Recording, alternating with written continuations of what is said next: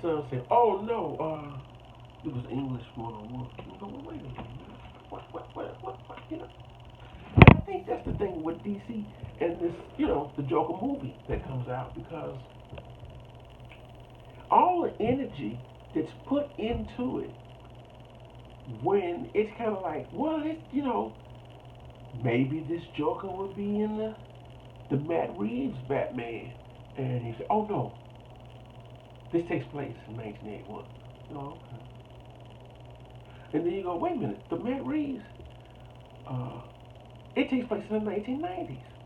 So it's kind of like, oh, okay, because there hasn't been a Batman solo film since what 2012, The Dark Knight Rises, and it's kind of like, well, I mean, what is going on?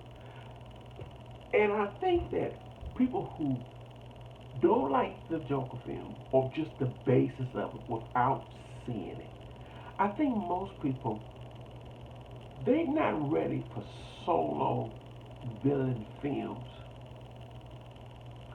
when you have the counterpart, you know, the yin and the yang. And so people say Joker is the star of his own movie. Oh, okay. See, that premise right there, that just throws, it throws a lot of people off because, like, this Joker stack deck. I mean, every story. I think one in here, you know, has a non-Batman, uh,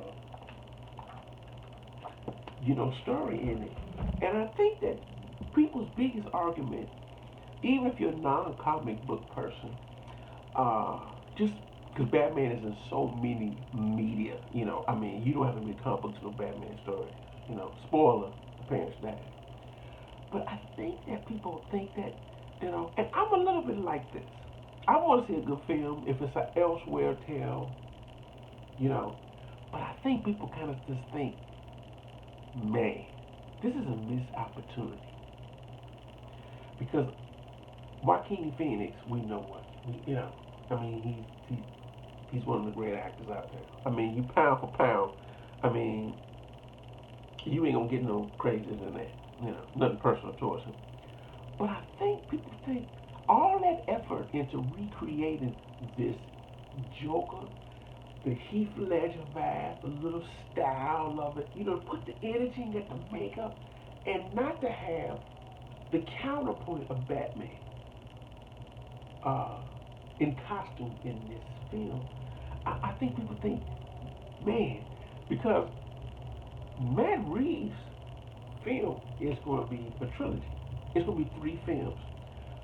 I know out of three films, I know he's not going. I know he's not going to have a Joker, and I know it's not going to be. It's not going to be Joaquin Phoenix because he was offered. It's a known fact. He was offered the Doctor Strange film, and I mean it was close to being signed. Cumberbatch was unavailable. He had the Sherlock Holmes, and and then he just said, you know what? It was just too many rules, too many boundaries. You know, he wasn't trying to be snobbish. I'm not trying to, quote word for word, but he wasn't trying to be snobbish. But he just it didn't. He just felt he couldn't fully immense himself. Now, in this Joker, like I said, I haven't seen it with just the trailers. With all banging his head. Man, it's a solo film. I mean, you the star in the film. I mean, you are the Joker. You're the main person in it. And so I can't see him saying, okay, now I want to do, Batman chasing around in a Batmobile. We get the signal and pick up the bat phone. Commissioner Gordon, the Joker's on the loose. I don't want that. We don't see that. So it's kind of like, but maybe maybe the script was really, it's Matt Reeves, a little. But I think that's, it's like, well, man, y'all put a lot of effort, into it. So I think most people, when it comes down to it, they like the Joker in the Batman story. It's like Moriarty and Sherlock Holmes. You like the yin and the yang. You wanna see that. No one just by himself. Joker just like a Joker's too close to realism. You know, I mean, it's Jokers every day coming up. You know, and doing mayhem. You know, already. So you get that dark. You want a cinematic hero ending at it. You know. Now, also, I'm looking at a side note. Robert Pattinson has. I have to give this man props. The taste of him being Batman, the fact that he is now Batman, is elevating him. I mean, he's did some great indie films and stuff like that. But talking about his new film, The Lighthouse, which Wayne Dafoe, do your thing, great film. It looks like a good film. Uh, but talking about press about his film, most actors like, I don't want to talk about it right now. I don't want, let's talk about my movie and we'll come to that bridge. I got another film to do before then. But he's just tingling like, oh, I'm really excited. I'm really excited, everybody, man. I wore the suit already. I'm just like, wow. And just, you know, he's mentioned the Joker film, and now the press is like, oh, where they get a load of me. I mean, and people, maybe it's gonna be a crossover, and it's gonna be and it's just like, oh my god. I mean, he's working the crowd already, and like I say, from the Joker trailer, uh, you see Batman, you see Bruce Wayne in 1981. We gotta be 10 years old, roughly around that age. Around that age. Uh, he's making a smile and put a happy face on it. Smile, and it's a scene where you see Bruce Wayne, a little boy, going to the movies. I'm like, well, Bruce Wayne is in this movie, but see, that's another thing. That is how Todd Phillips, he's genius. Let me check this out. He, Even without seeing the movie, you got the ending because you do Joker. He hits Thomas Wayne in the mouth. He punches him in the mouth. Then you got the little boy. So no matter what happens, one day you'll grow up and you'll fight me. I'll be 60 years old, but I'll be ready to rumble. No, I don't want to say 60, but wherever the age he's at. So it's like, you know, come back. It reminds me of, oh my God, that Punisher movie with Dolph Lundgren. It's a little boy in the Punisher. He shoots his whole family up, and the boy was like, he comes up with the gun, and he was like, Punisher, and he was like, if you ever act bad or something, I'ma kill you. If you ever act bad, I'ma kill you. Boy, oh my God, that was funny. See the Punisher, but I'm a spoiler alert, but that is a classic. But so he got his ending. He got his ending. In it. So if you don't do Joker 2, I've got my Batman. But I'm just saying, but that's but my overall thinking is internet or Twitter is false. It's more a bigger hype than what it really is. But the combating of each other, people who don't like it, I'm going to speak for them. They don't like it because they want to have Batman in it. Most people, most mainstream folks who any taste of the Joker from cartoon, animated films, Gotham. I mean, comic books is comic books. They say 2 hours with somebody, the Joker. That's a lot. That's a lot to ask people. And people may say, "Man, it's a great performance. Oh, we're gonna get a lot out of it. We're gonna get the." And here's a weird thing too. People say, "Oh, we need." Now, this is something I've looked online, maybe too much, but people say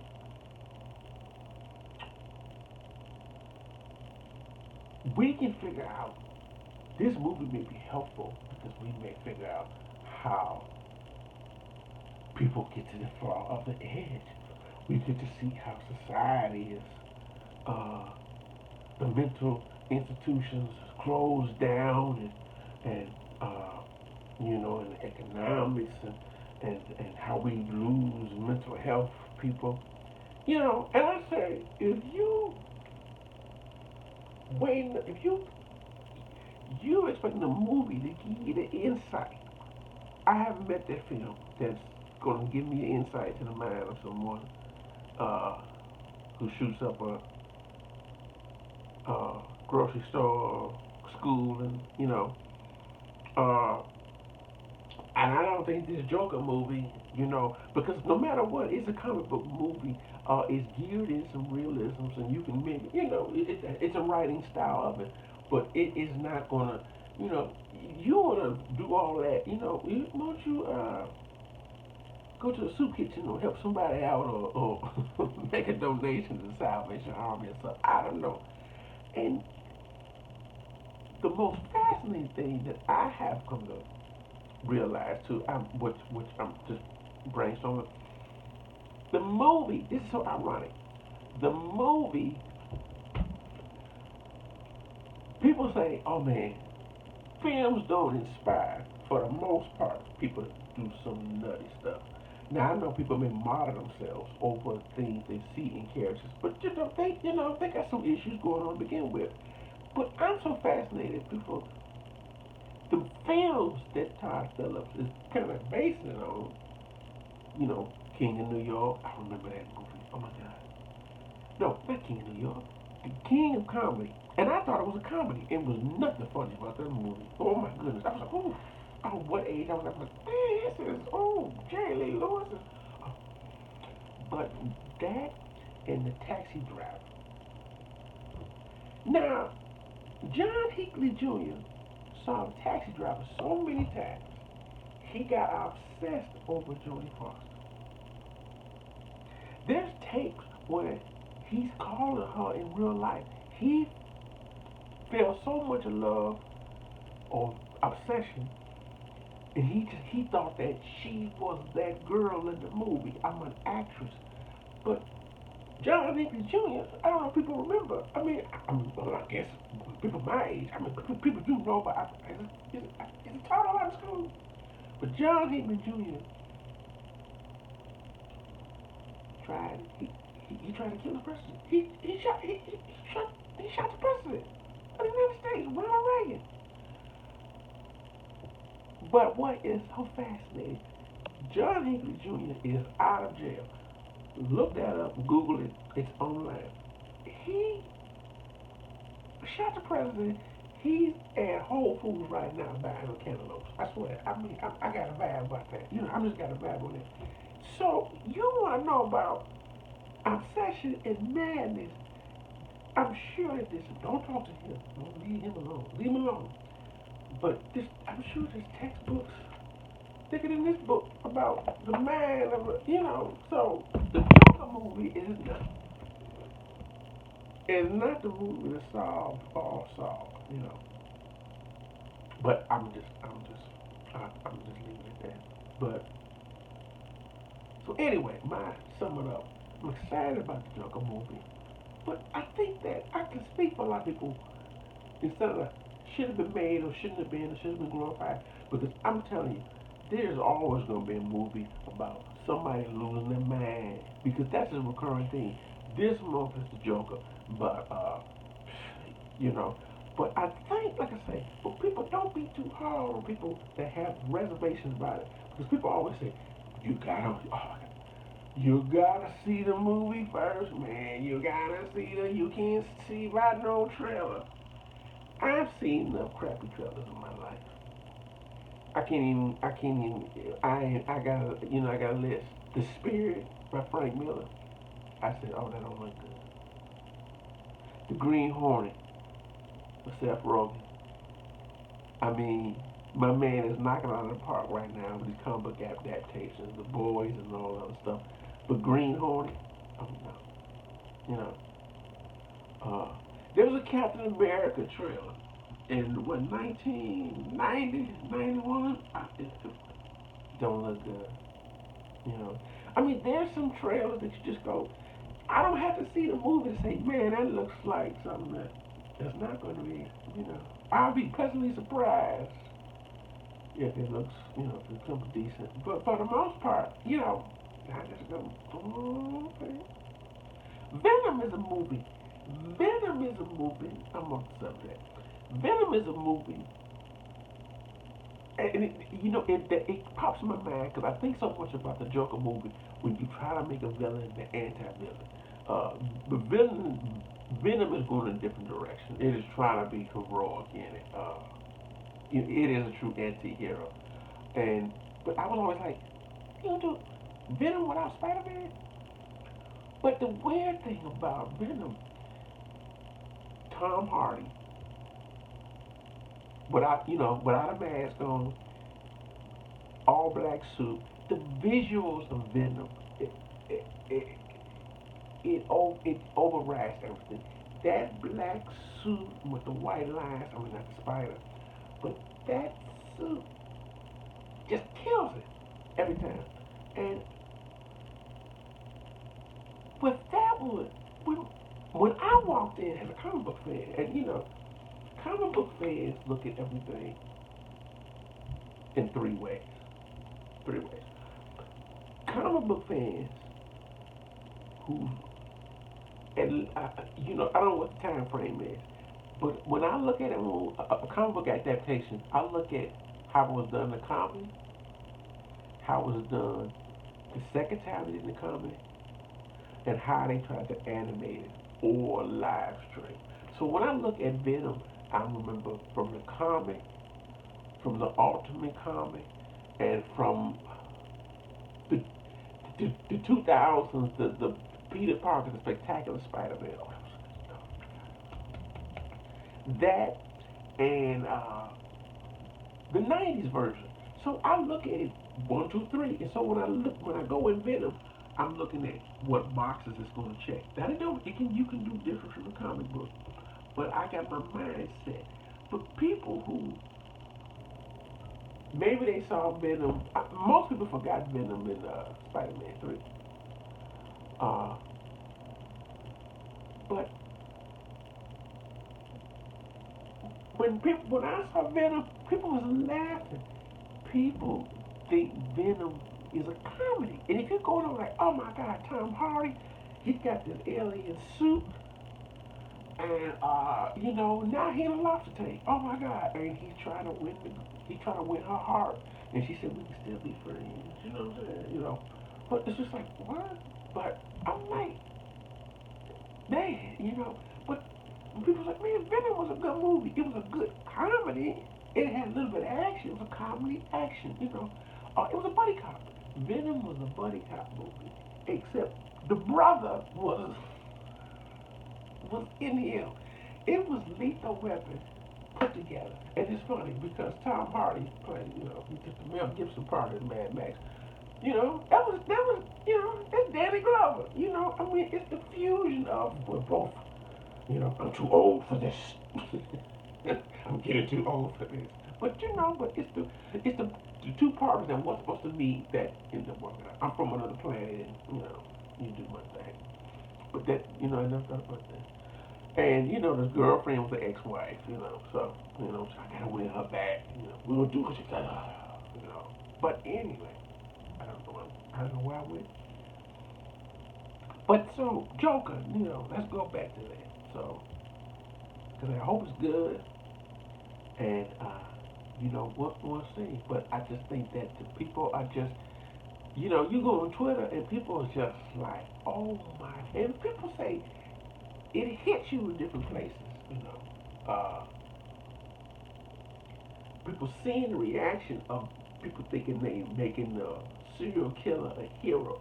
That's gonna always strike a nerve. You don't know someone else's experience, what they went through. So just say, I am sorry. You know, You feel that way? I'm gonna be first on the line, and but don't say that's that's how the Joker was in the book, But in the book, Batman, that's But I'm just curious, like I say, DC, man, oh man, I don't. It's just like they just giving out candy to candy store because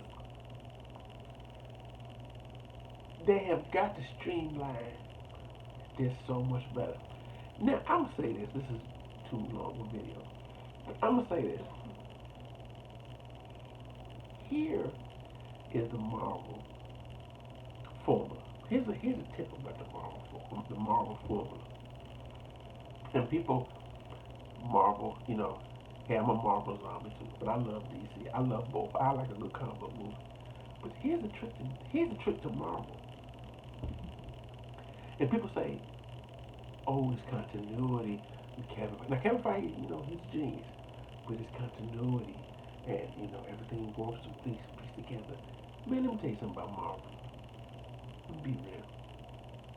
Marvel is cheap. CHEAP.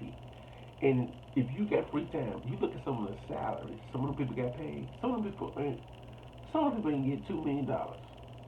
And some of those movies. But hey, I take $25.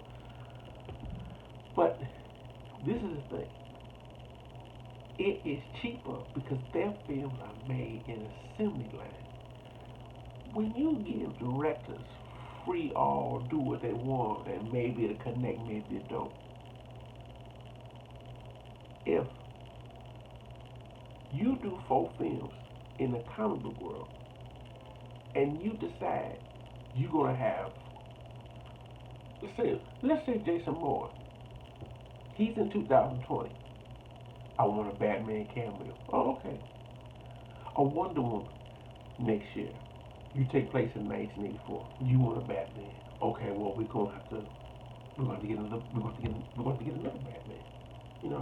Let's say they do a Joker spinoff. And, I'm an older Batman. Okay, we're going to get you a Batman. You take it 1981. Okay, let's make this 1991. Matt Reeves, you are Batman. Now you need a Joker, Then you have a Batman on the Titans, on CW, you got another Batman, Now the point is, that's like, is that like five Batmans? Now the pay scale could be a little different, but now you look at Marvel, Ant-Man, Spider-Man.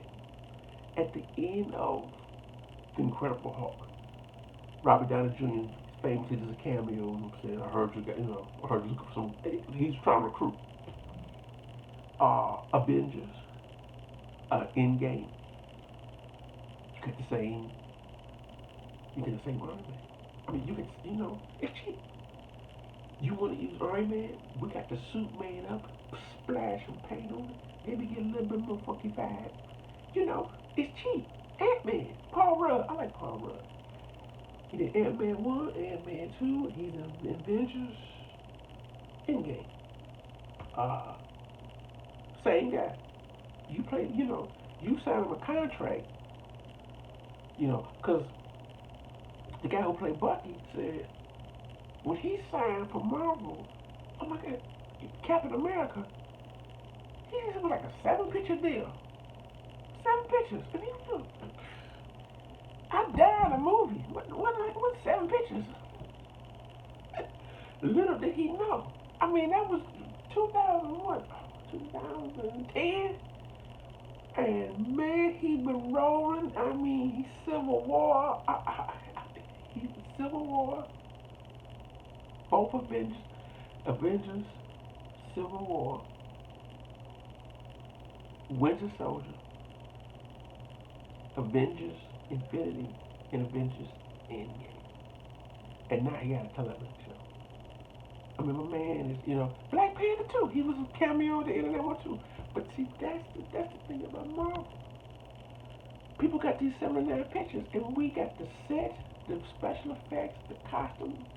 Once you get into You get a movie, you get a movie, you get a movie, you get a different world. It's cheaper to make it one world, one set, and reuse it. Man, it ain't like,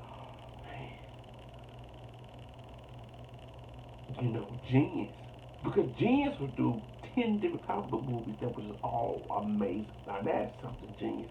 But when it's like, same set, same design, same spider webs, rest in peace, Spider-Man. But that's a money maker right there. I mean, you can't, it's a, I mean, you can't get no better than that. But anyway, I remember, we the joke, Brian, that's brother. Yeah, man. And